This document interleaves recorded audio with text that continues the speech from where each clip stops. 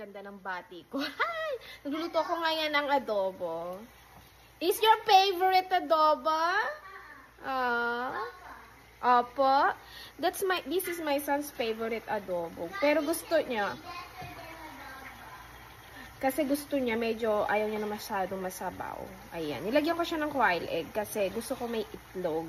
Pero ayoko kasi nung malalaking itlog kasi kinakain ko lang sa malalaking itlog yung gitna. At least to, iba talaga ang lasa ng quail egg kasi sa normal egg.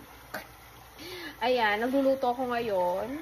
Medyo to, dinamihan ko ang sabaw, tapos papakatihin natin para, ayoko kasi na masabaw. Pero yung iba gusto nila masabaw, pero ako ayoko talaga na masabaw.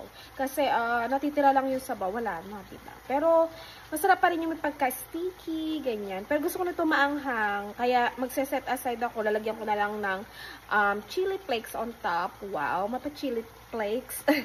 Kasi yung anak ko, syempre, hindi kakain para sa bata. Mahilig siya sa ganito, may toyo-toyo. Kaya yung anak ko, may toyo na rin. Katulad ng nanay. Charot! Ay! Ayan, malapit na itong maluto. Super yummy niya. Saka, ayan siya.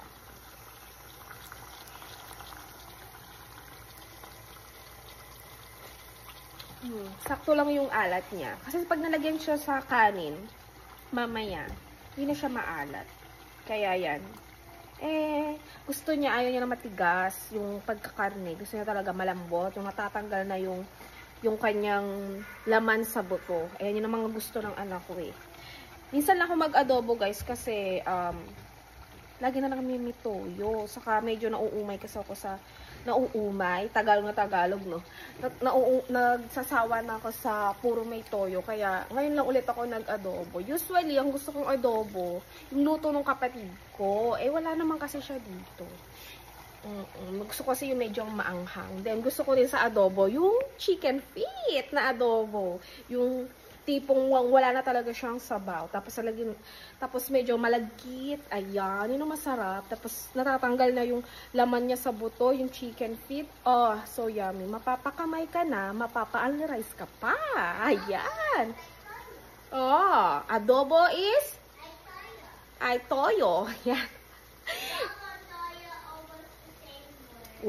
Tas gusto din ng anak ko, may toyo na naman, di ba? Bistek na Tagalog. Puro may toyo. Ang gusto niya, marami nakakain. Kahapon nagsinigang ako na may kalamansi. Ito naman, adobo. P8 kalamansi, pero gamot yun sa ubo. Pero ito guys, ayan. Magugustuhan to ng mga bagets. Siyempre, Pinoy adobo, the best.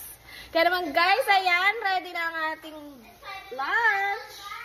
Ayan, lunch and dinner. And then until tomorrow, ito pa rin ang ulam namin kasi madami to. Kaya naman, bye everyone! See you on my next video! Bye!